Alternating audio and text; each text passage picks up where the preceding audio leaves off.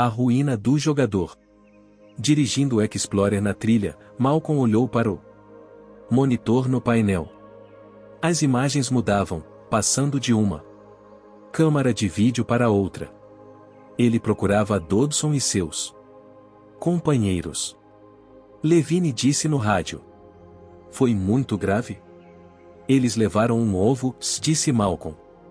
E tivemos de matar um dos filhotes.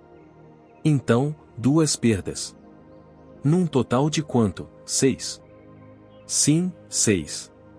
Francamente, eu diria que não é importante, disse Levine.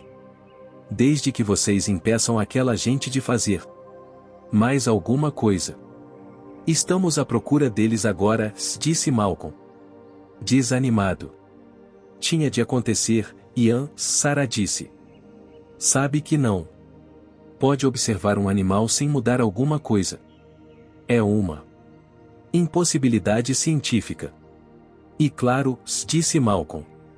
Essa é a maior descoberta científica isolada do século XX. Não se pode estudar uma coisa sem mudá-la. Desde Galileu os cientistas adotaram a posição de observadores objetivos do mundo natural. Isso estava implícito em todos os aspectos do seu comportamento. Mesmo no modo como redigiam seus trabalhos científicos. Usando expressões como o foi observado. Como se ninguém tivesse observado. Durante 300 anos essa atitude impessoal foi a marca registrada da ciência. A ciência era objetiva, e o observador não tinha influência nos resultados que descrevia. Essa objetividade tornava a ciência diferente das ciências humanas, bem como da religião, os campos de estudo onde o ponto de vista do observador era parte integrante, onde o observador estava definitivamente ligado aos resultados observados. Porém no século XX essa diferença desapareceu. A objetividade científica não mais existe nem mesmo no nível mais fundamental. Os físicos sabem agora que não é possível sequer medir uma única partícula subatômica sem afetá-la em sua totalidade. Se inserimos instrumentos para medir a posição de uma partícula, mudamos sua velocidade. Se medimos sua velocidade, mudamos sua posição. Essa verdade básica tornou-se o princípio da incerteza de Heisenberg, segundo o qual qualquer coisa que estudamos nós mudamos. No fim, ficou claro que todos os cientistas são participantes num universo participativo que não permite a ninguém ser um mero observador. Eu sei que a objetividade é impossível, Malcolm disse. Impaciente. Não é isso o que me preocupa. Então o que o preocupa? A ruína do jogador, disse Malcolm, olhando para o monitor. A ruína do jogador é um fenômeno estatístico muito conhecido e muito debatido, que teve consequências importantes tanto para a evolução quanto para a vida cotidiana. Digamos que você seja um jogador, se ele disse. E está jogando uma moeda. Sempre que cai cara, você ganha $1. Sempre que cai coroa, você perde $1. Muito bem. O que acontece depois de um tempo? Arden deu-te ombros. As chances de tirar cara ou coroa são iguais. Então, você pode ganhar ou perder. Mas no fim chega a 0. Infelizmente, não, disse Malcolm. Se você jogar por um longo tempo, sempre vai perder, o jogador sempre fica arruinado. Por isso os cassinos continuam abertos. Mas a questão é, o que acontece com o passar do tempo? O que acontece no período que antecede a ruína do jogador? Tudo bem. O que acontece? Se fizer um gráfico da sorte do jogador durante um longo tempo, o que vai encontrar é que ele ganha durante um período ou perde durante um período. Em outras palavras, tudo no mundo acontece periodicamente. É um fenômeno real, e nós o vemos por toda a parte. No tempo. Nas enchentes dos rios, no beisebol, nos ritmos do coração. Na bolsa de valores. Quando as coisas começam a ir mal, a tendência é continuar mal. Como diziam os antigos, as coisas ruins sempre vêm em grupo de 3. A teoria da complexidade nos diz que a sabedoria popular está certa. As coisas mais se juntam e tudo vai junto para o inferno. Esse é o mundo real. Então, o que você está dizendo? Que as coisas estão indo para o inferno agora. Pode ser, graças a Dodson, Malcolm disse, observando o monitor. Afinal, o que aconteceu com aqueles filhos da mãe? King. Howard King, recuperando aos poucos a consciência. Ouvia vagamente um zumbido, como o som de uma abelha. Distante. Abriu os olhos e viu o para-brisa de um carro no meio de galhos de árvores. O zumbido estava mais forte. King não sabia o que era. Não lembrava como fora parar. Ali, o que tinha acontecido. Sentia dor nos ombros e nos quadris. Sua cabeça latejava. Tentou lembrar, mas a dor o impedia de pôr em ordem as ideias. A última coisa de que lembrava era o tiranossauro na sua frente, na estrada. Essa era a última coisa. Então Dodson olhou para trás e King virou a cabeça e a dor lancinante no pescoço e na cabeça o fez soltar um grito. A dor quase o deixou sem ar. Fechou os olhos. Então, abriu outra vez, bem devagar. Dodson não estava no carro. A porta do motorista estava aberta com uma sombra escura na parte interior. As chaves estavam na ignição. Dodson não estava em lugar algum. King viu uma mancha longa de sangue na parte superior da direção. A caixa preta estava no chão, ao lado da embreagem. A porta aberta rangeu um pouco, moveu um pouco. À distância ele ouvia ainda o zumbido, como abelhas gigantes. Então percebeu que era um som mecânico. Alguma coisa mecânica. King pensou no barco. Até quando o barco os esperaria no rio? Olhou para o relógio.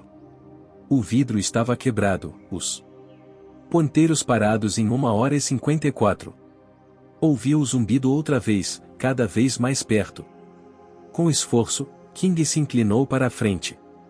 Pontadas agudas castigaram sua coluna, mas logo passaram.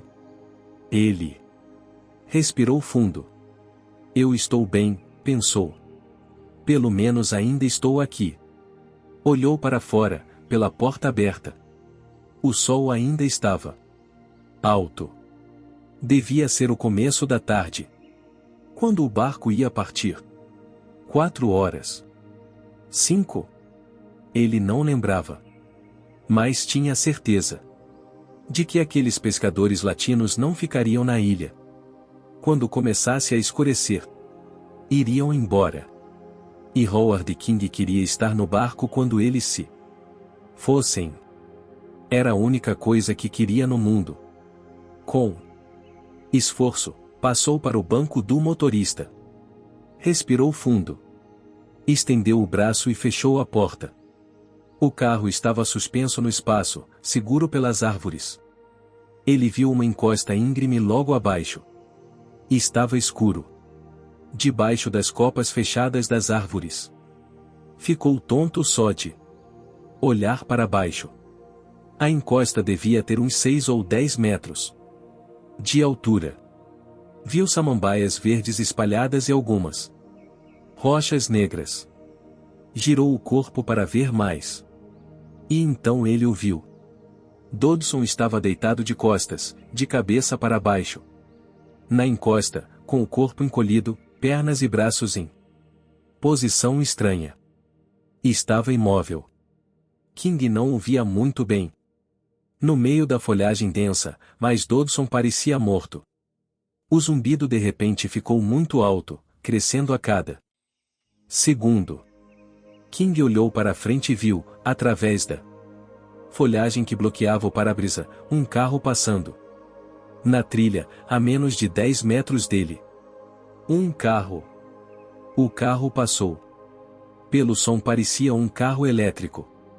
Então, devia ser Malcolm. A ideia de que havia outras pessoas na ilha era animadora. King sentiu sua força renovar, a despeito das dores. Estendeu o braço e ligou a chave. O motor pegou. Ele engatou a marcha e pisou de leve no acelerador. As rodas traseiras rodaram em falso.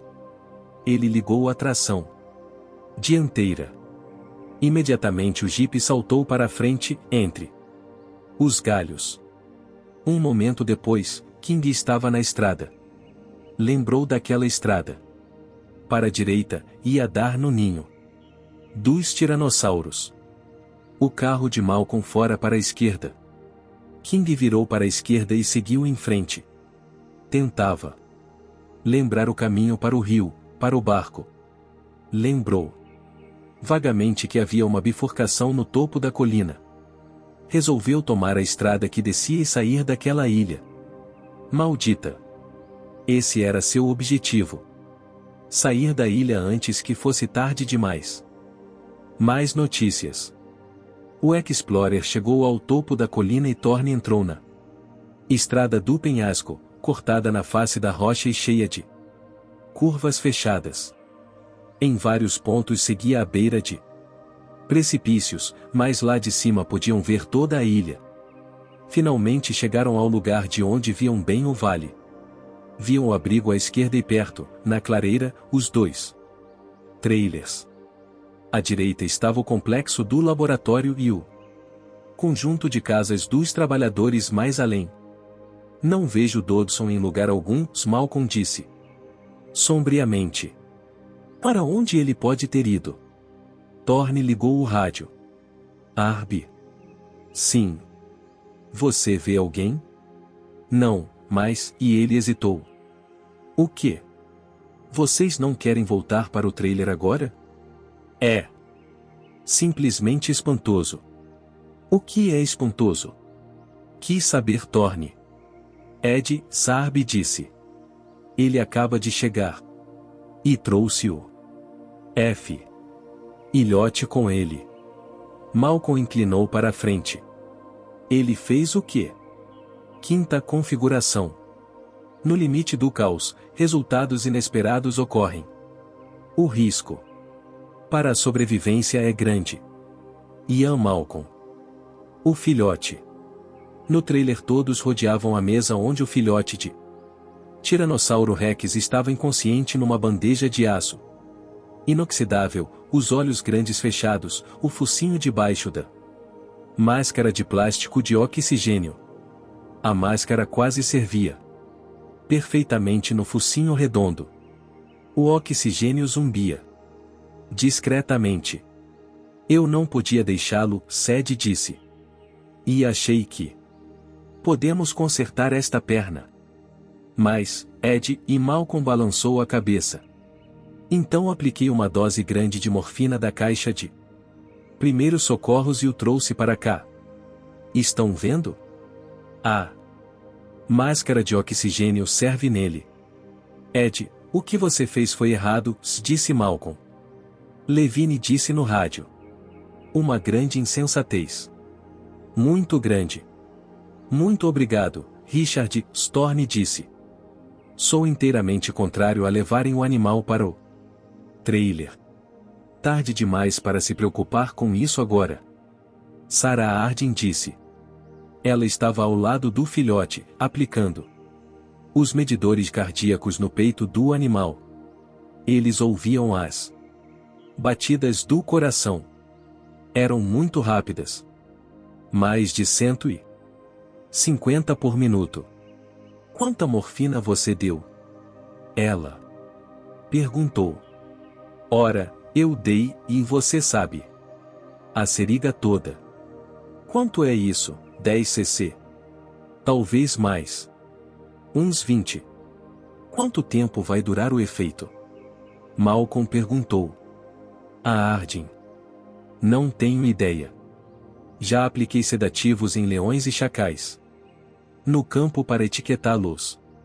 Com esses animais, há uma vaga correlação entre a dose e o peso corporal. Mas com ilhotes é imprevisível. Alguns minutos, talvez algumas horas. E eu não sei coisa alguma sobre filhotes de tiranossauros. Basicamente é uma função do metabolismo. E o dele parece ser rápido, como o de um passarinho. Coração está batendo muito depressa.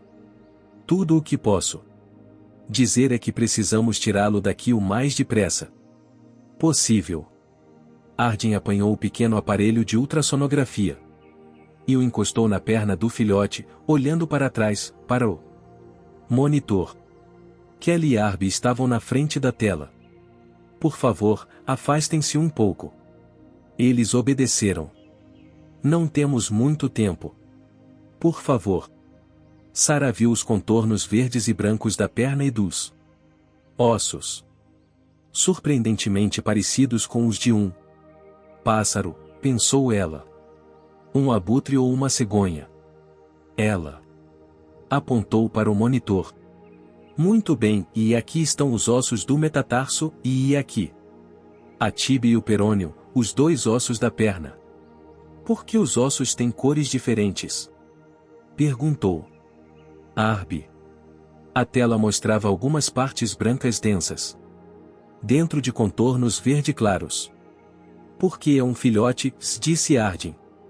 As pernas são quase inteiramente de cartilagens, com poucos ossos calcificados. Acho que ele ainda não pode andar, pelo menos, não muito bem. Aqui. Vejam a rótula. Podem ver o fornecimento de sangue para a junta. Como é que você sabe tanto de anatomia? Perguntou Kelly. Eu passo muito tempo examinando a caça de predadores, estudando os pedaços de ossos que eles deixam nos locais de caça, para determinar que animais foram abatidos.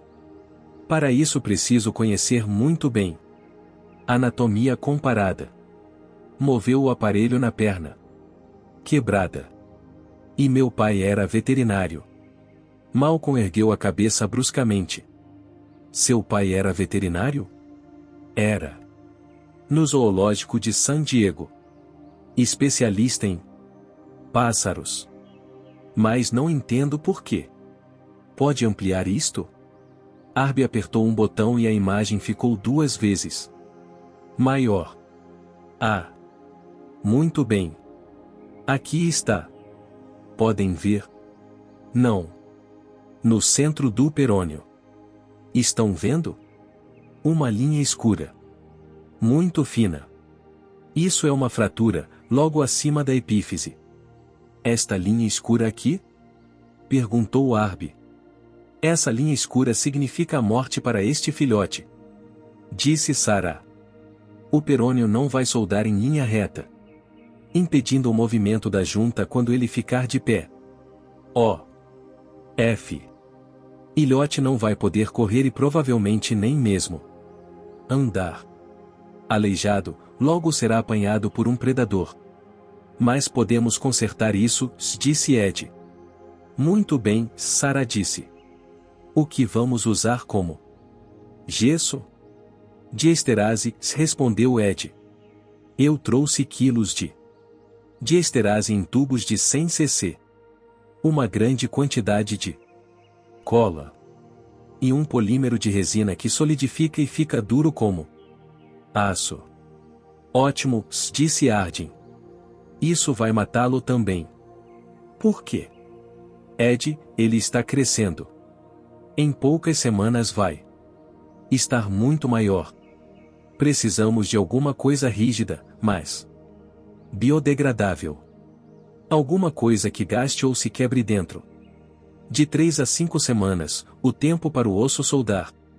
O que você tem? Não sei, disse Ed. Bem, não temos muito tempo, Sarah disse. Thorne? Isto é como um dos seus famosos problemas. Como fazer um ogesso para um dinossauro apenas com cotonetes e supercola? Sim, eu sei, disse Thorne, percebendo a ironia. Por 3 décadas ele havia apresentado problemas desse tipo aos seus alunos de engenharia. Agora era ele quem tinha de encontrar a solução. Talvez seja possível degradar a resina, misturar com alguma coisa, como açúcar.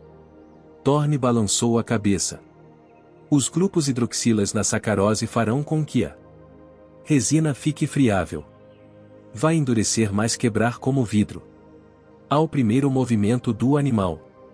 E se misturarmos com tecido embebido em açúcar? Quer dizer, introduzir bactérias para apodrecer o tecido? Isso mesmo. Então o gesso se quebra? Exato. Thorne deu de ombros. Pode dar certo, se ele disse. Mas sem testar primeiro. Nunca vamos saber quanto tempo pode durar. Pode ser alguns dias, pode ser alguns meses. É muito tempo, disse Sarah. Este animal cresce depressa. Se for impedido o crescimento da perna, ele fica aleijado. O que precisamos é de uma resina orgânica que forme uma faixa que se descomponha, como uma espécie de goma. Goma de mascar, disse Arby. Porque eu tenho uma porção. Não. Eu estava pensando num tipo diferente de goma. Quimicamente falando, a resina de esterase. Nunca conseguiremos dissolvê-la quimicamente, disse Thorne.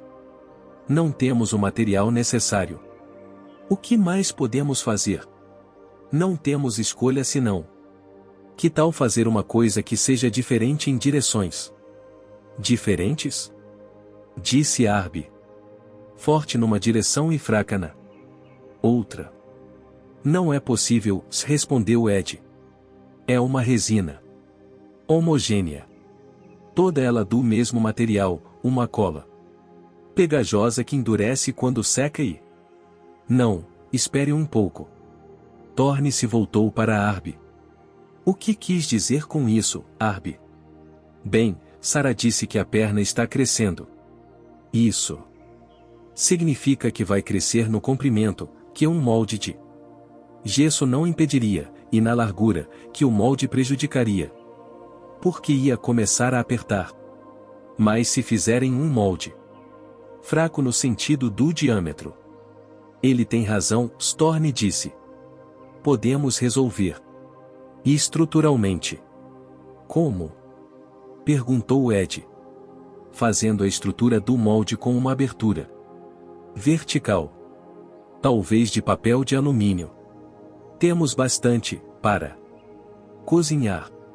É muito fraco, disse Ed. Não se o cobrirmos com uma camada de resina. Thorne voltou-se para Sarah. O que podemos fazer é um molde muito forte para pressão vertical e fraco para pressão lateral. É um problema simples de engenharia. F. Ilhote pode andar com o molde desde que a pressão seja vertical. Mas, com o crescimento da perna, a abertura central vai se abrir e o molde cai. Sim, concordou Arby. É difícil fazer isso? Perguntou Sarah. Não. Deve ser muito fácil. É só fazer uma armação de papel de alumínio e cobrir com resina. E como vão manter a armação fechada enquanto passam a resina? Perguntou Ed. Que tal chiclete? Sugeriu Arby. É isso aí, disse Thorne, sorrindo. Nesse momento o filhote acordou e moveu a perna. Abriu os olhos, derrubou a máscara de oxigênio e soltou um gemido surdo. Depressa, disse Sarah, segurando a cabeça do animal. Mais morfina. Malcolm tinha a seringa pronta e injetou a morfina no pescoço do filhote. Só 5 cc agora, se recomendou Sarah. Por que não mais do que isso? Assim ele dorme mais tempo. Ele está em choque por causa da fratura, Ian. Muita morfina pode matá-lo. Provocar uma parada respiratória. Provavelmente suas glândulas suprarrenais foram afetadas. Também. Se é que ele tem suprarrenais, disse Malcolm. Afinal, os dinossauros têm hormônios? A verdade é que não. Sabemos coisa alguma sobre esses animais. Levine disse no rádio. Fale por você, Ian.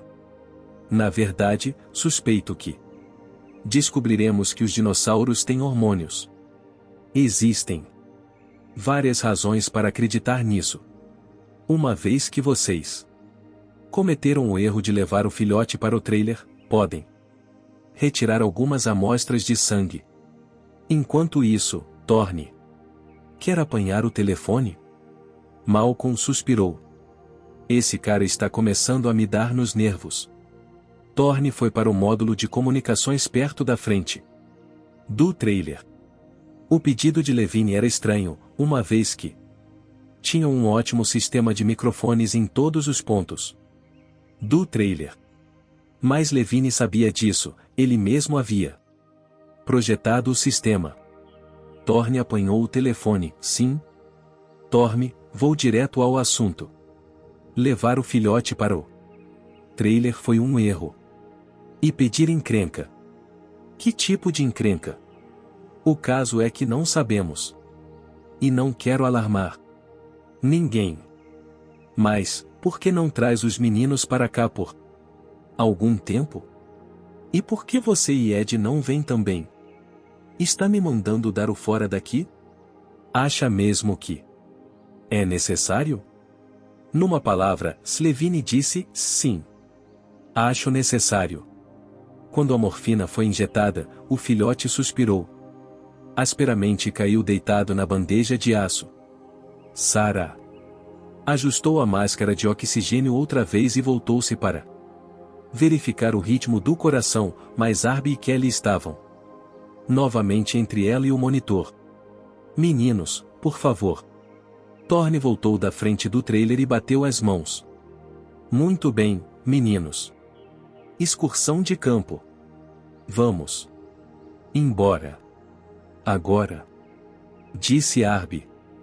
Mas nós queremos ver o F. Ilhote. Não, não. O Dr. Malcolm e a Dra. Harding precisam de espaço para trabalhar.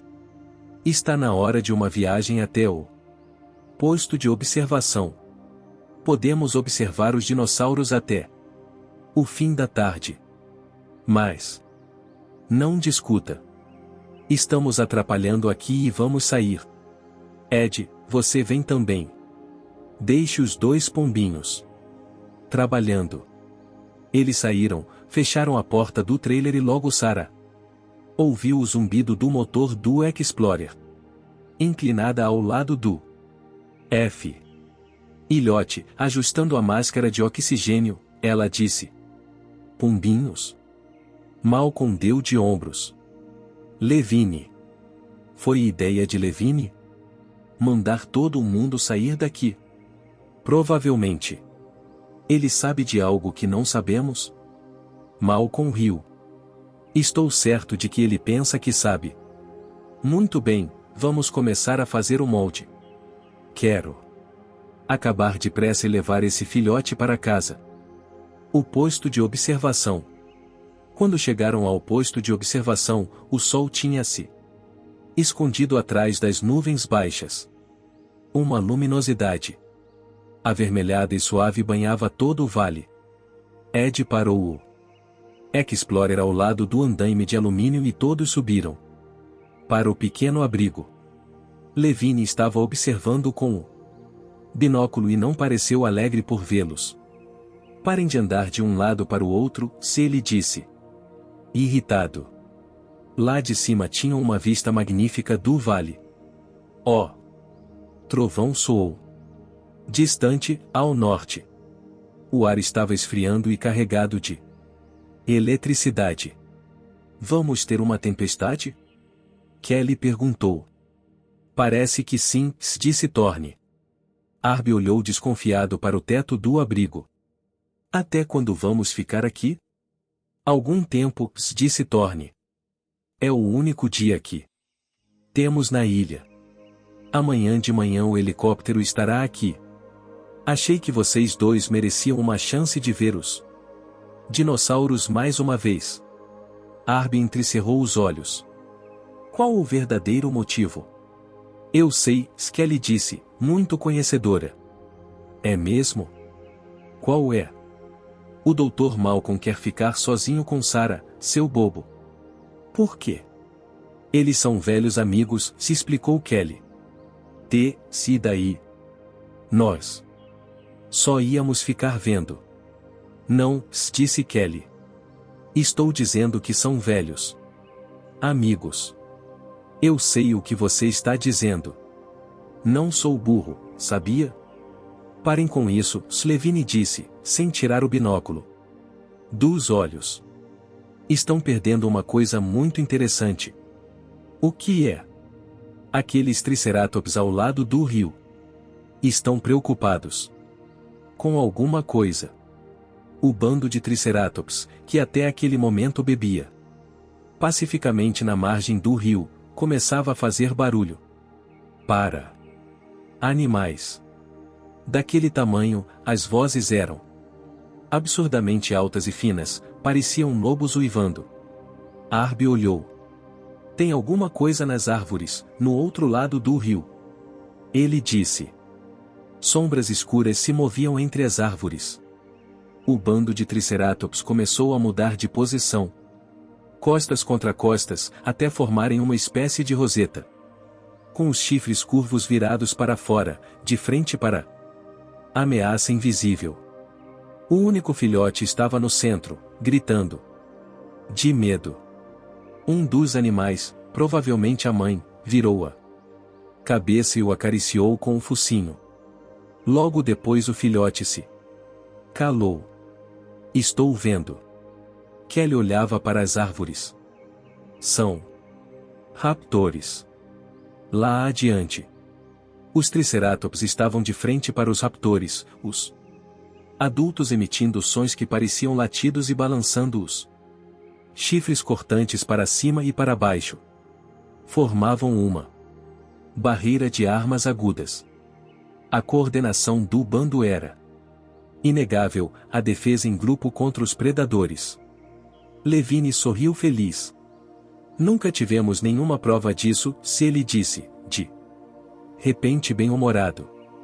Na verdade, a maioria dos paleontólogos não acredita que pudesse acontecer. Não acredita que pudesse acontecer o quê? Perguntou Arby. Esse tipo de comportamento de defesa em grupo. Especialmente com os triques, se eles se parecem um pouco com os rinocerontes, por isso são considerados animais solitários como os rinocerontes. Mas agora estamos vendo. Ah! Sim. Um único velociraptor saiu do meio das árvores, movendo-se rapidamente nas patas traseiras, equilibrando o corpo com a cauda esticada rigidamente para trás. O bando de triceratops uivou barulhentamente quando o viu. Os outros raptores continuaram escondidos entre as árvores. O velociraptor, completamente visível, fez um semicírculo, desviando-se do bando, e mergulhou na água. Na outra extremidade da clareira. Nadou com facilidade e saiu na outra margem. Estava agora a cerca de 50 metros, rio acima, do bando de triceratops, que giraram juntos, ficando de frente para ele. Toda a sua atenção estava concentrada no único velociraptor. Lentamente os outros raptores começaram a sair das árvores, movendo-se abaixados, escondidos entre a relva alta.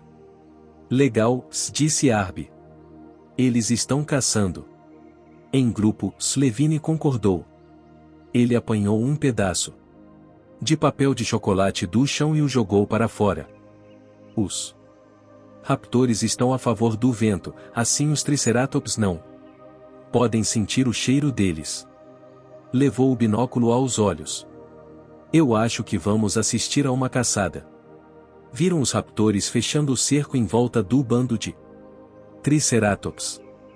Então, um relâmpago rasgou o céu, iluminando todo o vale. Um dos raptores do grupo ergueu o corpo, surpreso, e por um pequeno tempo sua cabeça apareceu acima da relva. Imediatamente o bando de triceratops girou em conjunto. Outra vez, reagrupando-se para enfrentar a nova ameaça. Todos os raptores pararam, como para reconsiderar o plano de ataque. O que aconteceu? Perguntou Arby. Por que eles pararam? Estão com problemas. Por quê? Olhe para eles. A maior parte do grupo está ainda no outro lado do rio. Longe demais para atacar. Quer dizer que vão desistir? Já? Parece que sim, disse Levine. Um a um os raptores ergueram as cabeças na relva, revelando sua posição. À medida que eles iam aparecendo, os triceratops uivavam mais alto. Aparentemente os raptores reconheceram que nada podiam fazer. Voltaram para as árvores. Vendo a retirada, os triceratops uivaram mais alto ainda. Então, o raptor isolado, que estava na margem do rio, atacou. Movendo-se com rapidez incrível e espantosa, atravessou como um leopardo os 50 metros que o separava do bando. Os triceratops não tiveram tempo para reformar sua linha de defesa. O filhote, exposto, gritava de medo, vendo o raptor aproximar-se. O velociraptor saltou no ar. Outro relâmpago iluminou-a clareira e eles viram as garras curvas dos pés do animal, prontas para o ataque. No último momento, o triceratops mais próximo virou o corpo e com um golpe do chifre forte e afiado atirou o raptor para a margem lamacenta do rio. Imediatamente o triceratops avançou, de cabeça erguida. Quando alcançou o raptor, parou e abaixou a cabeça violentamente com o chifre apontado para o corpo do animal caído. Mas o raptor foi rápido. Sibilando, ele se levantou e o chifre do triceratops enterrou na lama. O raptor girou para um lado e deu um pontapé no focinho do adversário, tirando sangue com a garra afiada. O triceratops urrou, mas 2 outros adultos avançaram, enquanto os demais protegiam o filhote. O raptor fugiu correndo entre a relva. Nossa! Exclamou Arby. Foi demais.